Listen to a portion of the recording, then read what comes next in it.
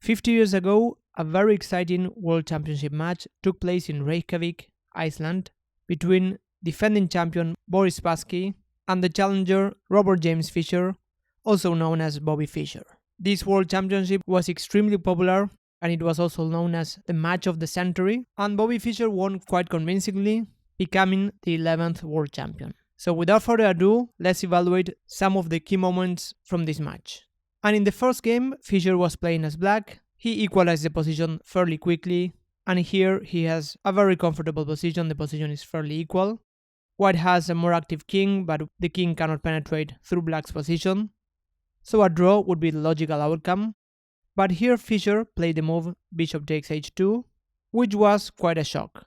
Maybe Fischer thought that he could even draw the game by playing this move, or maybe he missed a subtle move, as we'll see in a few moves. So here, after g3, this bishop is locked. Now white may plan to bring the king to g2 and just collect the bishop. That's why black has to do something very quickly.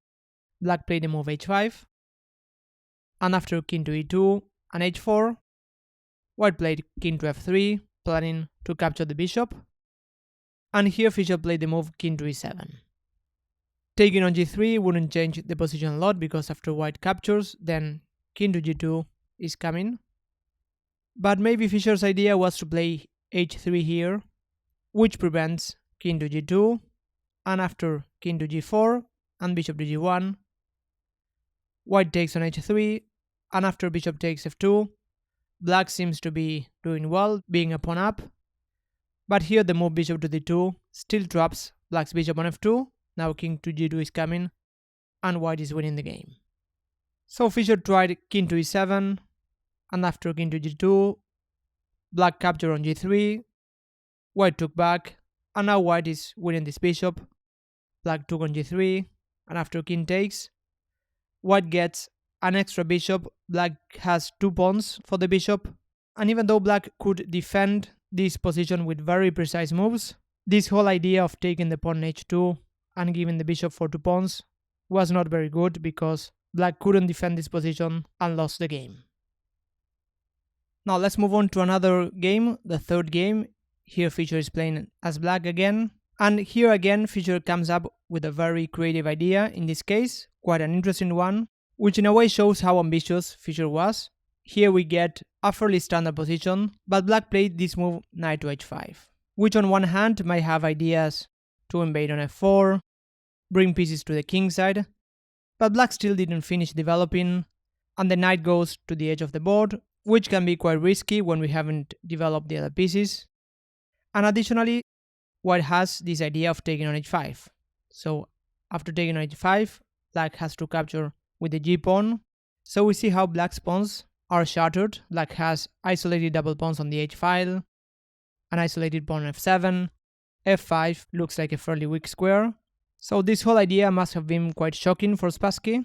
But even so, Fischer gets a lot of compensation for these positional weaknesses in the form of having very active pieces and the bishop pair, which in this position can become quite active. And in the game after knight to c4, Fischer played knight to e5, and after knight to e3, queen to h4, the position is still very complicated and very balanced. So in a way this idea is quite interesting because Fischer is really struggling to win the game even when playing as black. Here white could have tried many moves.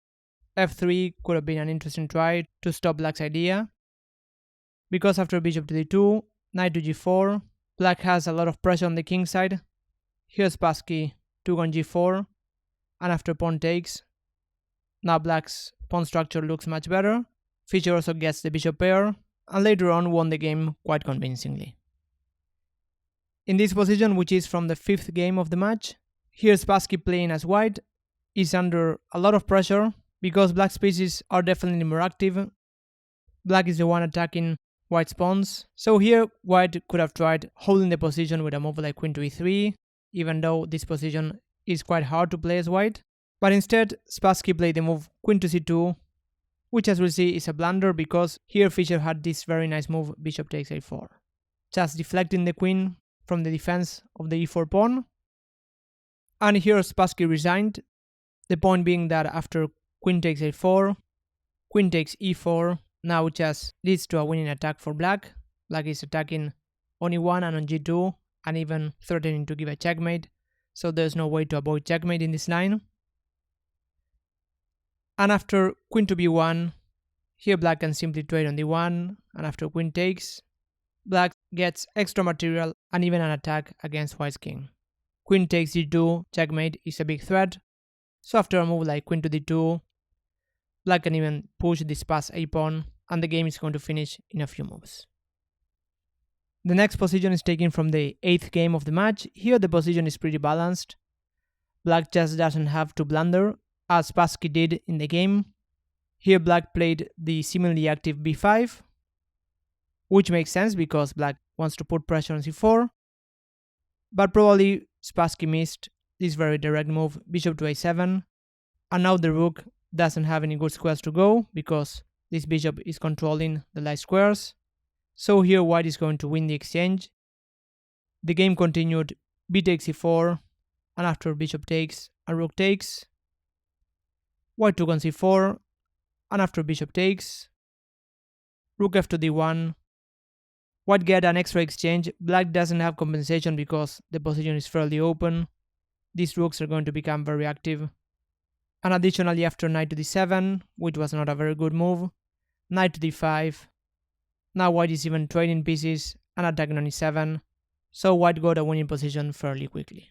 And by the way, if you want to see other blunders made by former world champions, you might want to check my video on the top right about the top 5 blunders made by these legendary players. And in the next position, we have actually a very strong move made by Boris Spassky, which allowed him to win his second game and strike back in the match because he was being dominated by this time.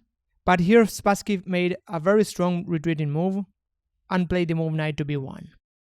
So here in this position, black is a pawn up, but we see that this queen on a3 might be attacked fairly easily, and additionally white has a much better development. So the position is extremely unbalanced. Black also has the bishop pair, but so far they are not doing a lot. So here white played the move knight to b1. I just want to mention that another idea here in this position is to go knight to d1 in order to bring the knight to e3 and also attack the queen by playing knight to c4.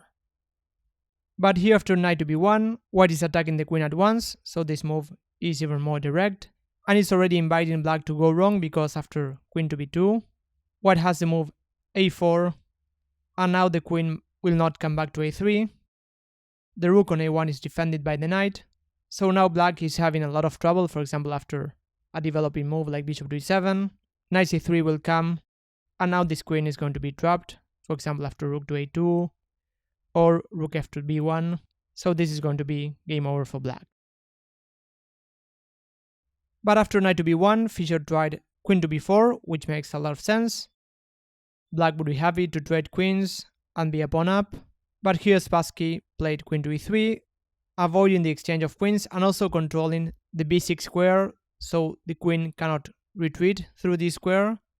So this position is already very difficult to play for black, even though black can hold the position. Here Fischer played the move d5, but after white took on d5, now this pawn is pinned, so black cannot capture back on d5, and after knight to e7 and c4, white managed to win the game quite convincingly. So this whole idea of knight to b1 was quite interesting, just going back and creating a lot of concrete problems for black. I just want to mention that here black had an idea to hold the position, which was very hard to spot if you didn't study this position beforehand, which was the move knight to e7 in order to bring the queen back with queen to a4 and queen to c6. So this idea was possible, and black is still holding the balance, but Fischer missed this idea, and Spassky managed to win his second game over the board because Fischer had forfeited the second game of the match. So this brought a lot of excitement back to the match. So I hope that you enjoyed these key moments. Feel free to let me know in the comments if there are other ideas or moves from this match that you really liked. And don't forget to subscribe if you enjoyed the content. Bye for now.